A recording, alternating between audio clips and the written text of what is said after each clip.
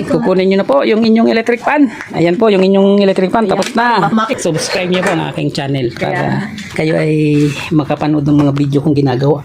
Ito po, tetestingin na natin yung inyong electric fan. Ito po ay ang sira ay... Biro mo, barbero na, technician. So may listahan po tayo ng mga pinalitang pyesa dito. Ayan po. Sige. Basta alam na yung kwenta mo. Wala akong salamin, kaya hindi ko masyadong Basta bahala ka na dyan, lahat-lahat. Tapos ito po yung dito. Ito, saan nakasama to, Dick? Dito po yan. Ito, sige. Tapos yung paggabi ko, andito na. Wala pa po. Ayun, ano mo lahat-lahat. Testingin po muna natin itong isa. Ang pinalitan po natin dyan ay LC. Oo. Kasi basag yung kanyang LC. Itong LC niya basag. Ang pinalit natin ay banana type na, hindi na itong Bagyo.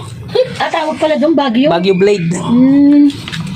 Parang mas matibay-tibay. So, tingnan po natin kung ang lakas niyan at saka lakas nung dating LC ay komportable kayo. Oo, kasi nakita ko rin. Sige, papindot po. Ikawan mo na, Dick. Yan. Number 1 pa lang po yan. Oo, lakas na. Diba? Malakas. Ito. Yan, 2. Malakas. Lakas na. Kaya ako gusto to, Dick, talaga. Yung sa ang lakas. Alin po ang mas malakas dito sa LC na ito at saka dyan sa bagong nilagay natin? Parang ito. Mas malakas po, buo po ang hangin yan. Gumagana na po yung kanyang swing. Dati po ay nalagatok. Oo, nagagano. Parang kinukulebra. Kasi nagpalit po tayo ng mga gear at saka pinion niya. Yun. Yan, dyan ako naiisip. Nung gaganong-ganon siya, Dick, parang gusto ko si Pae. Yan. Pagka iyuko niyo po, i-steady niyo po muna nakasentro yung... Kailan sentro? Opo, tapos iyuko niyo po ng ganyan. Mas maganda patayin muna. Oo, para sigurado. Kailangan po nakasentro. Huwag yung nakatabingin ng ganun. Kasi Tapos, pagka nakaano. yan. Yan, okay. Okay na po yan. Okay na, sige, Dick. Okay. Tapos itong isa po, obserbahan po natin kung malakas humangin. Kasi iba na yung ilisi niya. Saksak natin. Number 1, yung sagad. Yan. Maliit po ang ilisi niyan. Ang ilisi po niya kasi malaki. Ito yung kanyang dating ilisi, naputulan ng blade. Ito yung bago.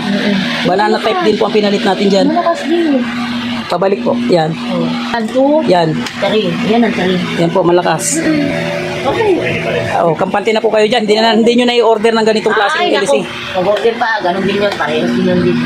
Ayan. Goods na po yan. Okay na. Itong isa, hindi na natin testingin. Na-testing na kagabi. Baka may gusto po kayong... Anong pangalan nyo po? Ate Ami. Anong probinsya nyo po? Naku, lihito mong taga-Pasig. Taga-Pasig po kayo. Shout out sa mga taga-Pasig dyan. Bali, 4 po yung pinagawa nyo, no? Okay. Ayun, 4 po yung electric fan na pinagawa ng ating customer. Ibig sabihin po niyan ay may tiwala sila sa atin. Ang tanong, paano mapapanatili sa atin ang tiwala ng customer? Para po ito sa lahat ng wala pang idea at katulad ko ang ginagawa. Panoorin at tapusin niyo po ang video na ito at magbibigay po ako dito ng ilang bagay na makakatulong sa inyo para mapanatili natin ang tiwala sa atin ng ating customer.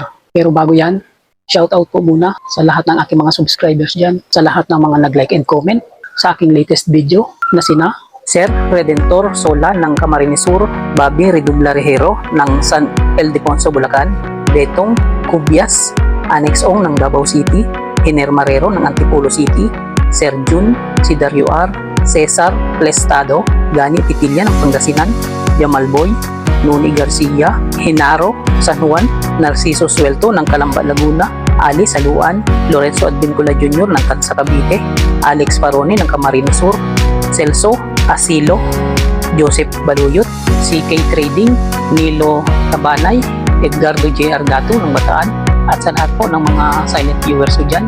Alam ko po na nanonood kayo kahit hindi po kayo nagko-comment. Maraming salamat din po sa inyo. Mega shoutout po sa inyong lahat. Okay, paano ba natin mapapanatili ang tiwala sa atin ng ating customer? Base po sa aking experience at obserbasyon at patuloy ko rin ito na ginagawa, napakahalaga po ng connection. Ang connection po ay kailangan sa communication. Kailangan po kasi na may connection ang technician at ang customer. Dapat may connection po tayo sa ating customer. Dapat alamin po natin sa ating customer kung ano ang naging problema niya sa kanyang ipinapagawa sa atin. Kung maaari ay obserbahan po natin ito sa harap nila mismo para mapatunayan na ito ay legit. Kung naging kumpirmado at totoo ang kanyang nasabing sira o problema, alamin po natin kung ano ang naging dahilan nito. Ipaliwanag po natin sa kanila kung bakit ganyan ang naging problema o sira ng kanilang pinapagawa. Linawin din po nating maigi kung ano ang ating prosesong gagawin para solusyonan ang problema. Siguraduhin lamang po natin na magiging maayos at pulido ang ating gagawing solusyon para walang sablay at magiging satisfied ang ating customer. Kaya panoorin niyo po muna ang video na ito at baka makadagdag idea sa inyo. Ito po yung aking in-overtime kagabi. 4 na piraso po yan. Ito. Actually, yung 3 po na yan, kahapon ay 4 po yan na dinala dito ng sabay. Iisa lamang po ang may-ari niyan. Yung isa na yun, iba ang may-ari.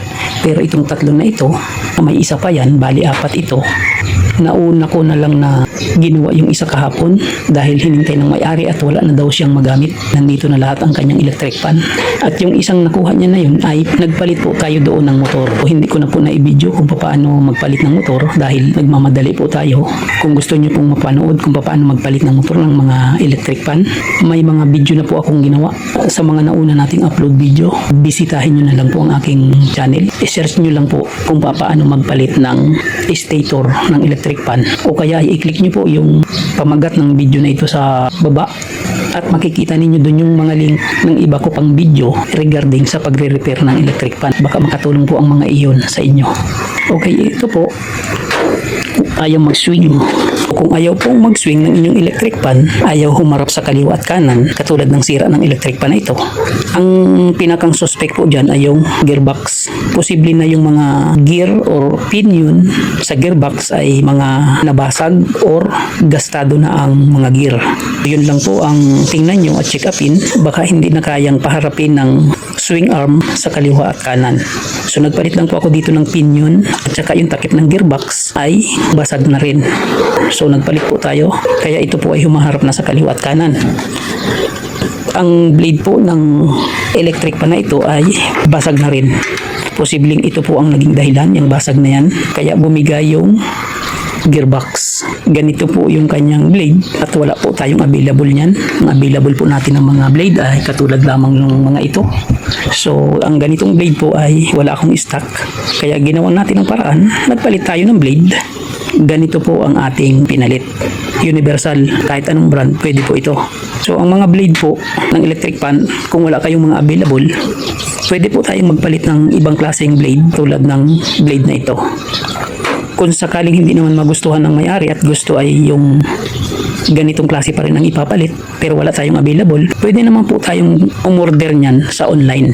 Pwede sa Shopee or sa Lazada. Marami po nito. Yun lang, maghihintay tayo ng 3 days para ma-receive pa natin yung ganitong order. Just in case lamang po na ayaw pumayag ng may-ari. Pero kung pumayag naman, edi okay na po yung ganito. Yun po ang naging problema ng electric pan na ito. Hinihintay na lang po natin ang may-ari niyan. 3 pa po yan. Nakuha na niya yung isa. Ito naman, floor pan, 20 inches, Hanabishi. Ang naging problema naman po nito ay nabasag din yung kanyang LC. Dahil nabasag ang LC, ang sabi ng may-ari ay ito ay umuugong na lang at ayaw gumana. Nung chinik ko, kaya pala umuugong dahil nakasabit yung dulo ng blade doon sa screen sa bandang likuran. Nakakalso, kaya pala hindi umiikot dahil nag-stack up. Nung nakita ko na nakakalso, tinanggal ko lang po ito at chinik ko yung motor, gumagana naman at wala nang problema. Ibig sabihin kaya umuugong dahil nakakalso yung dulo ng blade doon sa pinakang screen. Siguro ay pumalag ito sa sobrang lakas ng palag, sumuot doon sa screen yung dulo ng blade dahil unbalance na siya. Magwiwiggle na po yan. So yun po ang naging dahilan kaya naugong lang ito dahil wala na naman po tayong available na ganitong klaseng blade. Kinabitan ko muna ng ganitong klaseng blade. At ayan, nasa loob. Gumagana po yan at malakas din ang hangin. Kahit kayo ay mag-testing ng ganitong blade, talagang malakas pong humangin yung ganito. Banana type. So yan muna ang pansamantalang ikinabit ko. Order na lang tayo ng ganitong blade sa online. Saka natin papalitan yung kinabit natin na banana type sa electric pan na yan. So yan po ang naging sira ng turbo floor pan na yan.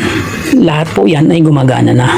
So ito namang isa, ang naging problema naman po nito ay naugong lang. Nung chinek ko siya kung bakit naugong lang, masikip po yung shafting at bushing. Kaya ang ginawa ko, chinek ko yung shafting at bushing, wala namang gasgas, natuyuan lang, kaya nagsikip. Pinakinis ko muna ng pinong liha, then nilangisan at nireset. Sa ganung paraan, naging maayos at normal na po ang kondisyon ng electric pan na ito. Pagka ganun, wala naman akong pinalitan dito sa isang electric pan na ito. Labor lang po ang aking sisingilin dito. At doon ay nagpalit tayo ng blade, labor at piyesa ang babayaran niya.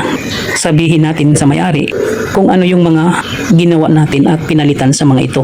Kailangan lamang po natin na unang-una ang tiwala sa ating sarili para pagkatiwalaan din po tayo ng ating kapwa at ating customer. Dahil ang usapan po namin ng may-ari nito ay babalikan ngayong umaga ito, sinigurado ko po na natapos ito para matupad lamang po yung pangako natin at hindi tayo sumablay sa kausap. Kailangan pong panatilihin natin ang tiwala ng kapwa para tayo balik-balikan. Honesty is the best policy. Okay, ayun. Pakaisipin po natin na ang connection ng technician at ng customer ay napakahalaga. Communication ang kailangan para magkaintindihan ang bawat isa. Sa ganyang simpleng paraan, mapapanatili po natin ang tiwala ng ating customer. Kaya kung meron pa kayong ibang alam, mga ideas tungkol dito, maliban sa aking ibinigay, comment nyo lang po sa baba para mabasa ko, para may matutunan din ako galing sa inyo. Paki-like and share naman po ng video na ito. Paki-subscribe na rin. Ito po ang aking channel. The real life Dickens Real Vlog expresses the reflections of a common worker, driver, technician, and a barber.